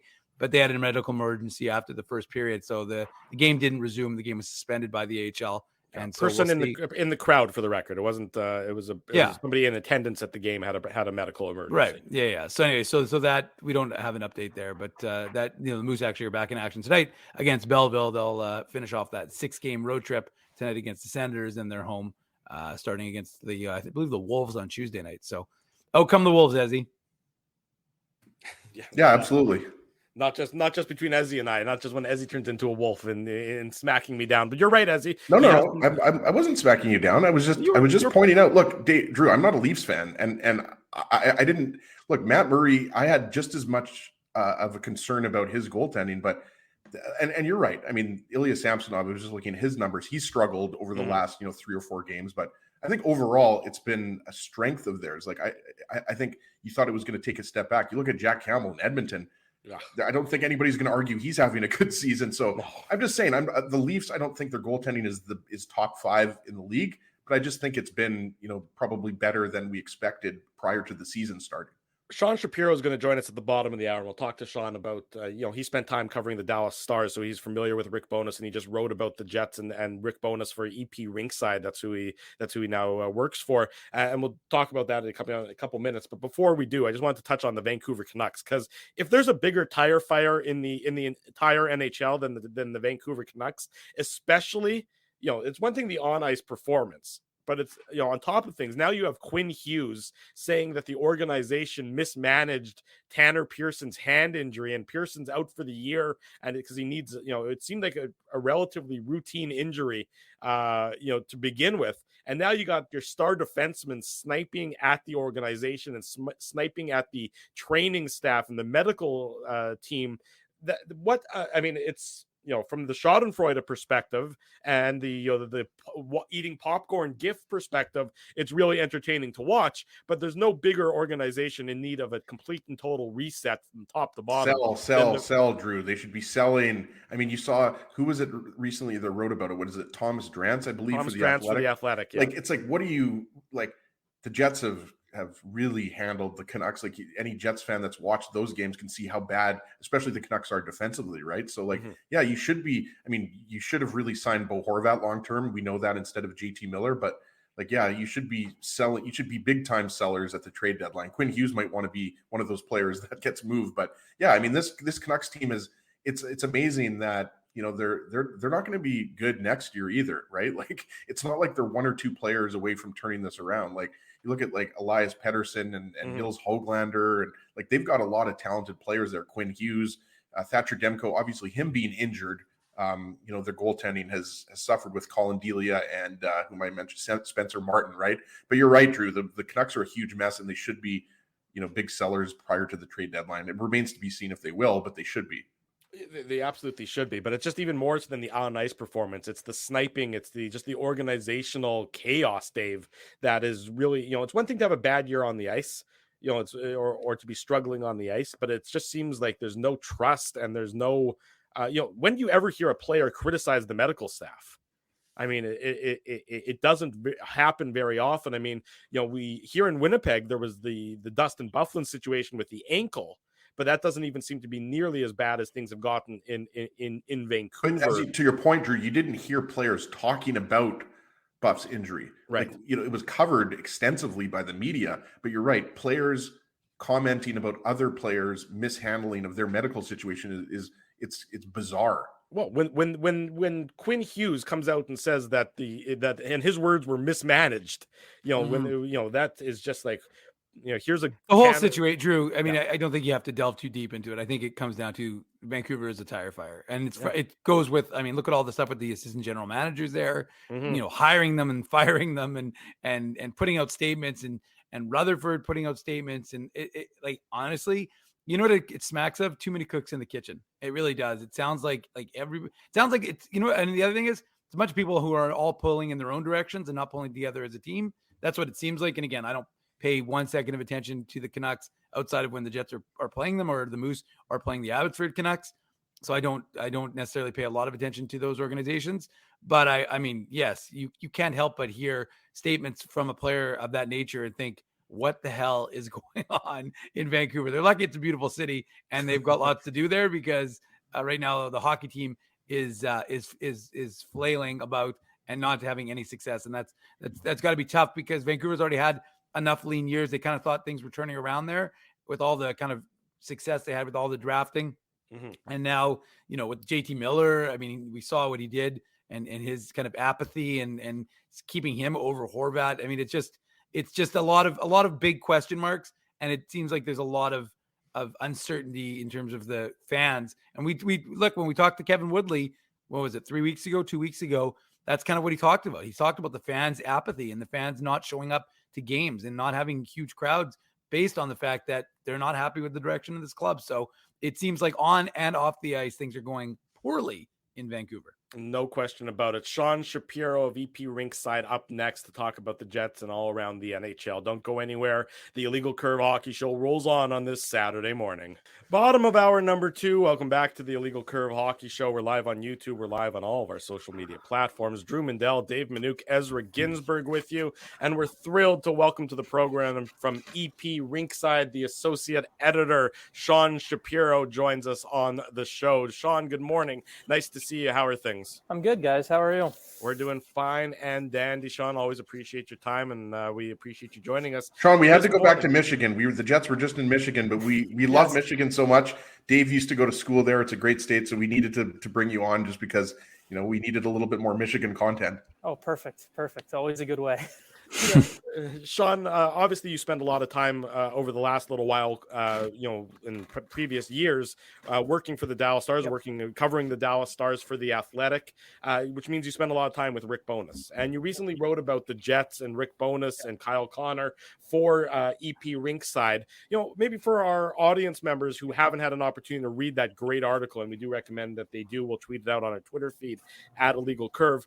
What was your main takeaways from your conversation with Rick Bowness and regarding the Winnipeg Jets? Yeah, one of the big things that I was curious of, kind of looking from afar at Winnipeg, coming into working on this story. Obviously, I covered the Stars during that 2019-20 season when Dallas went through the sudden coaching change and Rick took over. And one of the things that team went all the way to the Cup final in the bubble, obviously an incredibly weird season all the way around, all over the place. And just looking from afar, I kind of wondered what type of impact Rick was having as far as coming in and just personality wise. Like one of the things that stood out from his time in Dallas was players always told me how much Rick helped stabilize things. And when things are kind of up and down, left and right, everything like that, he helps bring everything back to an even level. And I was kind of curious if that's what was happening in Winnipeg. And it's one thing, obviously, to hear that from the coach himself. It's another thing, too. That's why I was curious to ask Kyle. I asked a couple other players in passing, too, at that morning skate as well. To me, just to kind of, I saw a lot of those parallels, and that's why I wanted to write about it. I wanted to kind of write the perspective of, okay, Rick Bowness comes in, and as much as Rick Bowness can be coaches are hockey people and systems people or X and O's people, so much of what makes Rick Bowness an effective coach is the way he handles the human beings, the way he manages guys on the day-to-day, the way he understands kind of their life circumstance. And that was something I kind of wanted to highlight. And I think Kyle did a good job of giving me the right quote to kind of help tell the story as well. And just kind of talking to Rick a little bit more, you still get a bit of that feeling. Like Rick's a guy, as a player, you can't help but not want to play for him. He's a guy who you respect him because he respects you. And I think we saw that a lot in Dallas.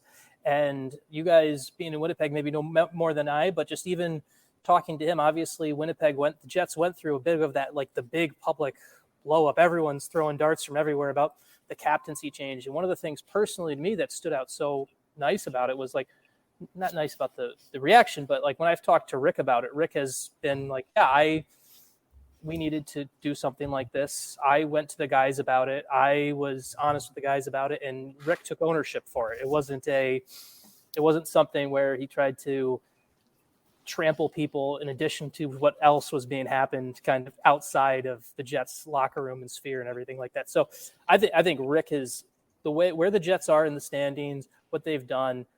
So much I give a lot of credit to Rick and what he's done, and just kind of being able to come in and set a culture and kind of respect the players, give the players the respect so they respect them back, if that makes sense. Well, let me follow up on that, Sean. So a lot of the media are coming out with the halfway mark awards and things of that nature. And NHL.com came out with their list of the Jack Adams nominees, and Rick Bowness was not among the top candidates there. Do you think that maybe for whatever reason, I don't know if it's Winnipeg being a smaller market, which we readily admit, do you think he's maybe not getting the credit that he deserves for the job that he's doing so far this year in Winnipeg? I think so. I really think so. If we were going through, and I don't know if it's out yet, but we were doing our own kind of internal thing with that over at EP Rinkside the other day. And looking at our ballots so far, his name was definitely always popping up in the first 2-3 names as people were talking. Like he should be. You talk about kind of coach of the year, and you talk about where the Jets were last season. You look at where they were in the standings, and it, even as they've even said, it's pretty much. There's obviously a couple tweaks here and there, but it's pretty much the same personnel. It's mostly the same roster, and with what Rick's done to kind of help calm down both the outside storm of, hey, how's the Jets culture, all that stuff, and then also help kind of solidify things. And he has a world-class goalie. He's going to lean on him, but at the same time, make his world-class goalie's life a little bit easier at the same time. Like, to me, he should be in that conversation for the Jack Adams. I think the one issue that always kind of pops up is it's fun. I think the national discourse for the Jack Adams sometimes becomes too often of, well, we got a guy who's a newer, younger coach who is like newer, younger, or was away for a bit, and like so Rick never left. And I think if Rick had had kind of not gone from the Dallas job to the Winnipeg job, people would be like, oh, well, look, where this came back and reinvented himself or something like that. I think people like that narrative that Rick doesn't bring because he just went from one job to another. Whereas the other ones, like, for example, the guy who I covered super well in Dallas and obviously in Boston, like, nothing against what Jim Montgomery's done in Boston, but we're talking about an extremely good Boston team that if they weren't in that spot, it would be more of a story than if it would be even more of a story. So, right. Yeah. And I think, we kind of laugh, here in Winnipeg, like nobody's talking about, Barry Trotz, Sean, right? Like there were a lot of disappointed Jets fans when Barry announced that, he wasn't going to be coaching this year, but now you don't hear a lot of talk about him. Not that the Jets fans wouldn't welcome him as a head coach at some point, but Rick Bowness has turned the Jets' fortunes around so quickly because it's not like the Jets are just playing some good hockey as of late, right? Like they've been at near the top of the standings with Dallas. I wanted to just ask you about Detroit because I'm sure we're going to get it back into the Jets and some other teams here. But, you look at the Red Wings and, it was fully on display, the offensive, ability that they have, even though that game might have been the most chaotic hockey game I've ever seen with all of the goals. But I wanted to ask you about the job that you believe Derek Lalonde has done this year, because I think you'd agree, bringing in Andrew Kopp, bringing in David Perron, Ben Sherratt. I mean, this team clearly wanted to make the playoffs this year, even though they knew it was going to be tough in the division. But how do you think he has done with this group, and how would you say the Red Wings have done with the expectations? Because obviously the expectations for this team haven't been this high in quite some time. Yeah, and I think the expectation for this season, I think really the playoff expectation is actually next year. I think this year the whole conversation is you want to be in that. Now, if they were in the playoffs, I'd obviously be thrilled this year. But I think kind of the more realistic expectation this year was kind of trying to be in that 9 through 12 spot in the East.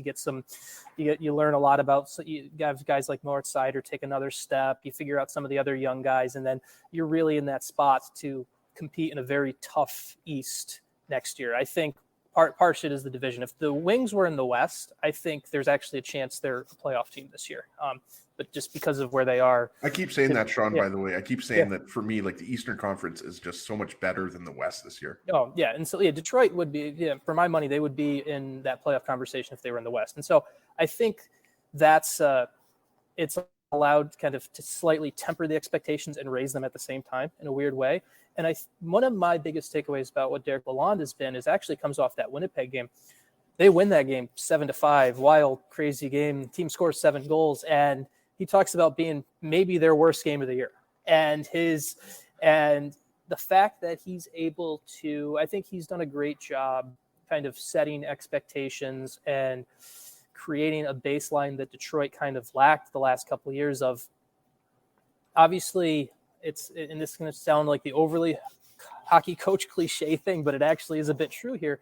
There is such an importance to building that process, building that environment, building the way they're going to play on a nightly basis, that I think Detroit is starting to get there. And the fact he can take that from the Winnipeg game and they go and they play, by his words, a messy game and they win 7-5. They go and they play Toronto 2 nights ago, and it's a solid defensive game. You look at a game, and even with a Toronto team that was missing Matthews, they really didn't let up much at all. Like, I think that to me just kind of is a nice microcosm of what Lalonde has done, where you can take and adjust and fix the why and the how, even no matter whether it was a win or loss at the end. And that to me is going to really build towards when we look at Detroit as a playoff team for next year. I think these are the type of things we'll look back on and kind of see. Sean Shapiro is our guest on the Illegal Curve Hockey Show Saturday morning. We're live on YouTube. We're live on all of our social media platforms. Sean is the associate editor with EP Rinkside. Sean, I want to ask you a Jets-related question, but I think the bigger question is the fascination that your tweet got with respect to the cellophane that media have to put on before they enter the Jets room. And I will attest, because I, of course, gone into the Jets room, and I can tell you that taking that cellophane off your shoes after the fact is not an easy thing. But I got to tell you, like, I was funny because I read your tweet and I was enjoying it, but then I actually tried to read through the tweet, some of the comments in response, and I was like, dear God, are people actually responding in this real way? Then I realized it was Twitter. But I mean, that was hilarious, the reaction that your tweet elicited. Yeah, I was to be honest, I mean, it's a silly thing, right? Like when you look at it from the outside, like when you see the equipment guys set it up and it's not part of your normal routine. And like I'm down here still at the rink right now for the Wings play Columbus tonight, and we'll go into the Columbus locker room and you don't have to step on the cellophane thing and everything like that. So, but when the equipment guy lines it up and you have no idea what it is at first, you're like, this is kind of, and then you see like Ken Wiebe and all the broadcast guys, and they're lining up ready to, and it was just kind of a funny thing. And I had if they're going to provide it and everything like that, I wasn't the person complaining about it. It's just kind of this is something I'm seeing at the rink I've never seen before. And it's Twitter, so there's a lot of reactions and facts that went down that I won't discuss. But the one that I enjoyed, I really enjoyed how New York Jets fans picked up and thought this was a real thing, and all of a sudden I started getting all of these discussions about, did the Giants do this? I started seeing questions about. I started getting the NFL kind of fan base picked up on it, crossover, not even realize where they were going. So it's just a wacky thing. I mean, it's kind of funny to see. And I thought it's something as simple as, I didn't expect it to blow up like that. I thought it'd be like, a couple people see it, think this is funny. But then all of a sudden I went home, had lunch, didn't look at the phone. I go pick it up and you're like, whoa. So, let me tell you, it makes sense when you spend any time in Winnipeg and you realize all the salt that you track into the room and what it can do to skate blades and that sort of thing, and the amount of work that the equipment staff have to do to clean it up after the fact. Well, I moved, so it's funny. Like people who haven't lived in in a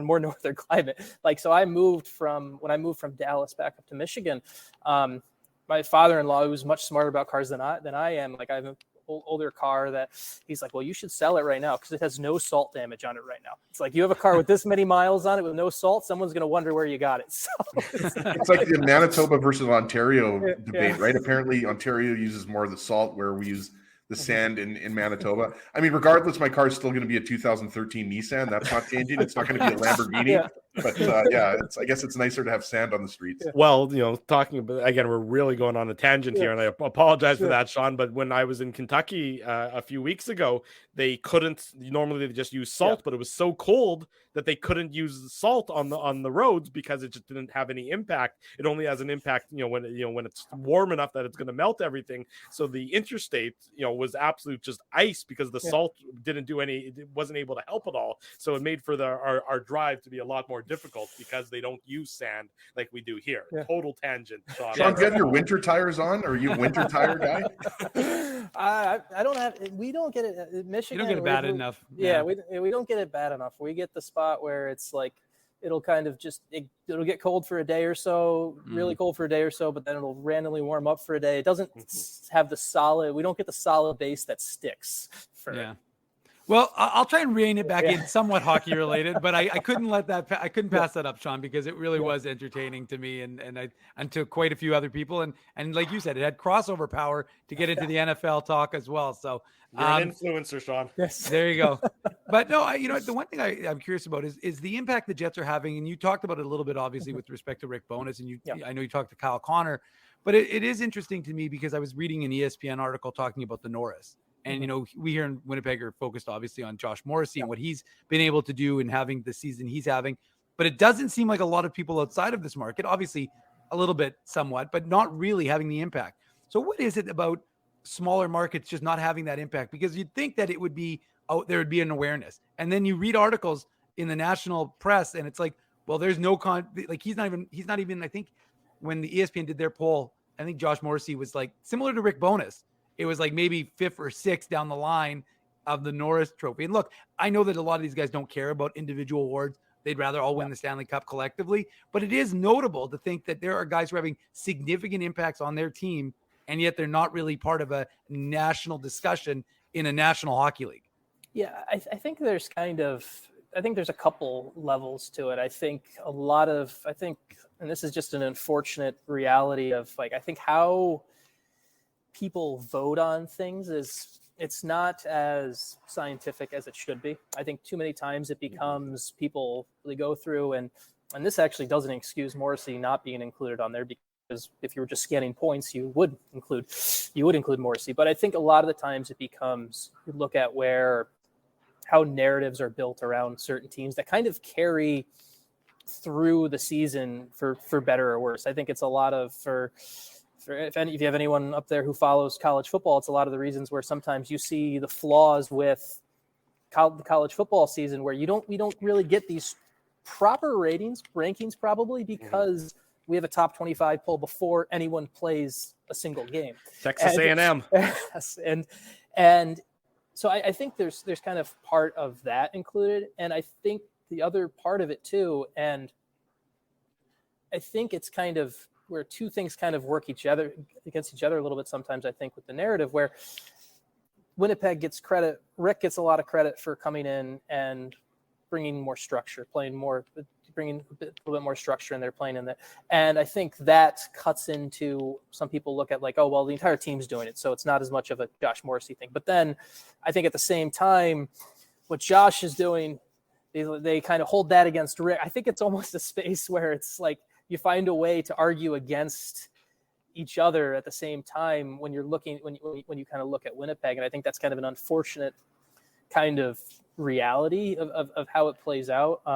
It's also at least the thing that's kind of I was talking about some of this the other day. The other interesting thing is at least there's a space where Winnipeg at least has the media guys in place to kind of fight for their guys. If I would say, I was looking at the season New Jersey's having right now, and I believe it's a team where it's a market where aside from the one paper, there's not really anyone covering that team. And as good as someone should be banging the drum much harder for the Hughes, and he's not going to win the Hart, but what Hughes is doing there should be more of a media push from someone actually covering that team on a daily basis. And I think at least Winnipeg still has that, as opposed to where there are some other places where honestly it's going to take you look at a Carolina or something like that, where Carolina, I think they're very in vogue right now because it took a couple years where there's guys there should have gotten attention a couple years ago, but never really did because of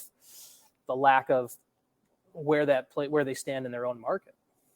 Sean Shapiro is the associate editor for EP Rinkside. Sean, we appreciate your time. We appreciate your insight. We'll get together real soon to continue this conversation. Thanks so much for joining us. Enjoy this evening's Red Wings Blue Jackets game. You never know when the Blue Jackets are going to show up. They pumped the Jets in Winnipeg earlier this year. So, maybe you'll see the good version of the Blue Jackets tonight because they haven't had very many nights like that so far this season.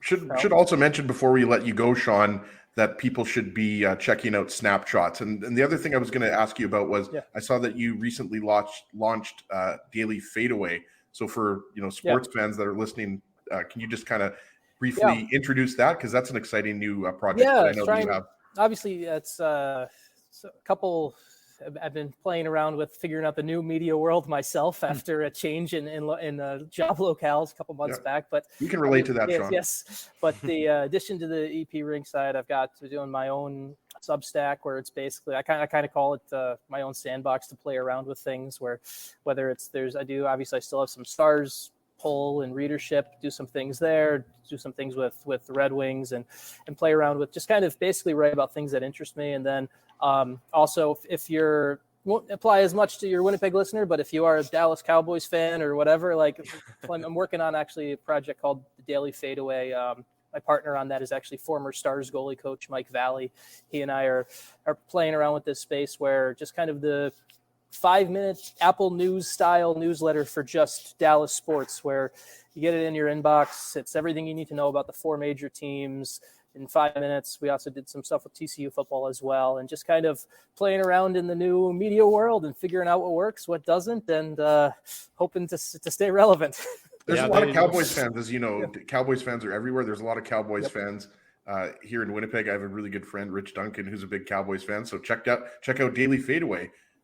And the TCU went well up until the national title game, but the semifinal game was entertaining as hell. Up until the up until about the amount of time they kicked off against Georgia. It was a great season. Yeah, that's right.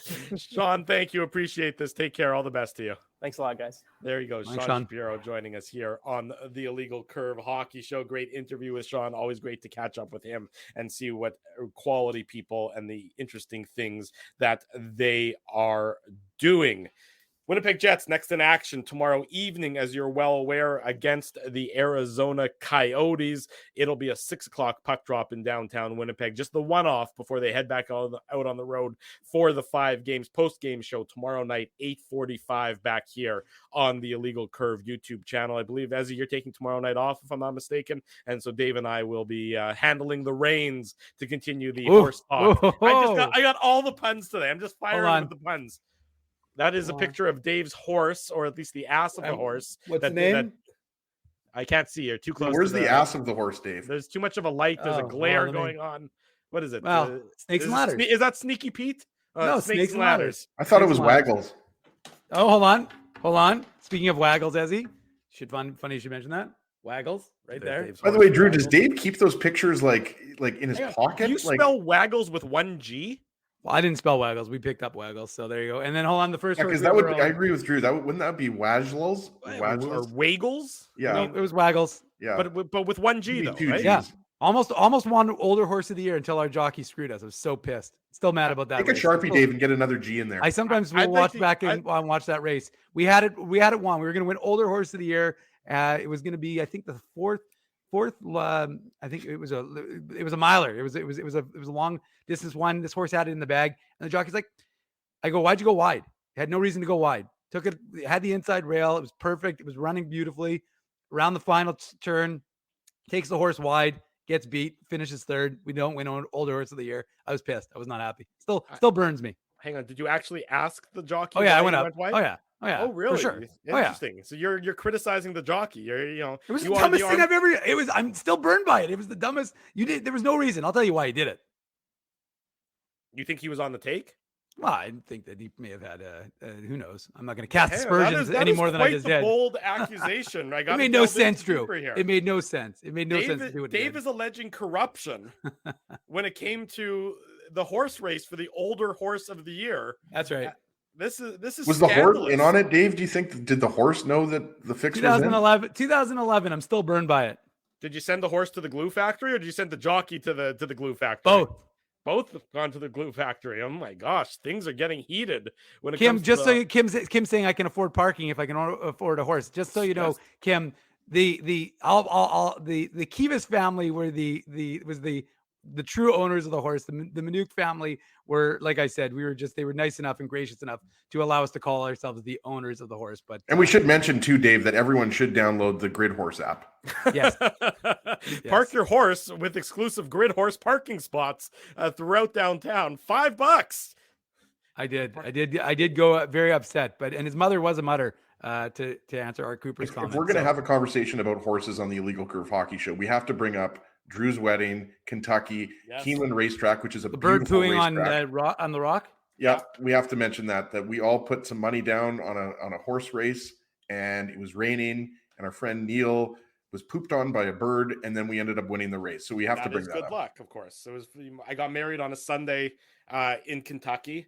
And then the Saturday morning, we all went to Keeneland racetrack. It was just before the Kentucky Derby. The Kentucky Derby was the week after, so it was right between or maybe like 2 weeks after. It was right after the Bluegrass Stakes. Mint juleps. We were drinking. There was certainly some alcohol being consumed. So the last big race in lead up to the Kentucky Derby happens in Lexington. That's where I got married. It happens at Keeneland racetrack. It's called the Bluegrass Stakes. That's the last, as I said, the big training race before the Kentucky Derby.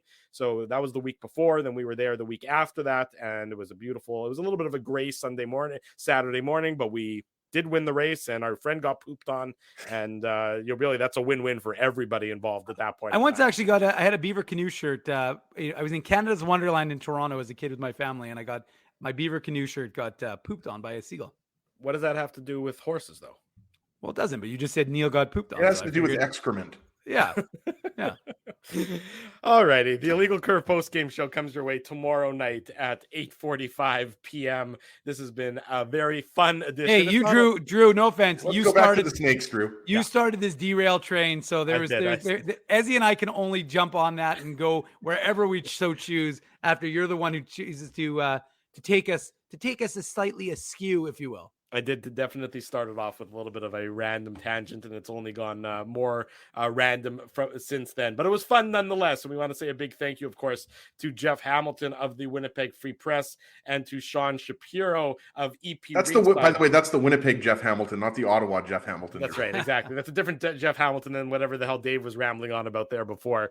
He did go to Carleton University, so I mean, he was in Ottawa at some point. Yeah, well, that's like saying I'm from Ottawa and I lived there for 2 years. I'm not from Ottawa. I just happened to live there for a couple of years. Yeah, but Jeff also has family there. I think it was my confusion. Did he answer you as where I was? Yes, I also have family there too. There's lots of Ginsburgs in Ottawa. That's where my late grandfather is from. So again, I'm sorry, Dave. I'm with you 99.9% of the time, but on this one, I'm going to have to join Drew in saying that the Jeff Hamilton from Ottawa thing is just never existed. All right, well, whatever. Sometimes, usually we try and